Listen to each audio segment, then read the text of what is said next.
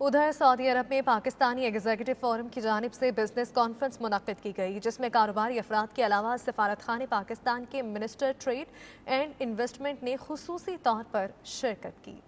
سعودی دارالحکومت ریاض میں Pakistani executive forum کی جانب سے منعقدہ تقریب میں سفارت خانہ کے minister trade and investment Azhar Zahir کے علاوہ دیگر کاروباری افراد شریک تھے، جبکہ دنیا کے مختلف ممالک سے بھی پاکستانی بزنس کمیونٹی کے افراد نے آن لائن شرکت کی۔ اس موقع پر پی ای ایف کے صدر منیر احمد شاد نے کہا کہ پاکستان کی ترقی و خوشحالی میں بطور پاکستانی ہمارا کردار پہلی ترجیح ہونا چاہیے۔ اس کے علاوہ دنیا بھر میں پھیلے پاکستانی کاروباری افراد ایک دوسرے کے ساتھ تعاون کو بڑھائیں اور باہمی طور پر پاکستانی مصنوعات کے فروغ کے لیے کام کریں۔ دن اینیورسری تھی اور اس دن 70 ممبر تھے، اور آج آپ ایک سال بعد دیکھ لیں کہ 500 پلس ہیں اور پوری دنیا میں، تو اس سے آپ اندازہ لگا سکتے ہیں ہم سکسیس ہیں۔ اور خوشخبری یہ ہے کہ ہم کے پی کے پروجیکٹ کرنے جا رہے ہیں، ہم لاہور، کراچی، اسلام آباد میں آئیکیا کو لے کے جا رہے ہیں۔ اس موقع پر سفارت خانہ پاکستان کے minister trade and investment Azhar Zahir نے کہا کہ پاکستان میں سرمایہ کاری کے نادر مواقع موجود ہیں جن سے ملکی اور غیر ملکی سرمایہ کار فائدہ اٹھا سکتے ہیں۔ پاکستان میں اس وقت سرمایہ کاری کے لیے بہت مناسب اپرچونٹیز موجود ہیں۔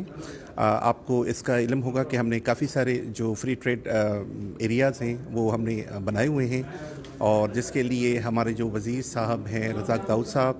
اور ہمارے عاطف بخاری صاحب، اور جو ہمارے چاروں صوبوں کے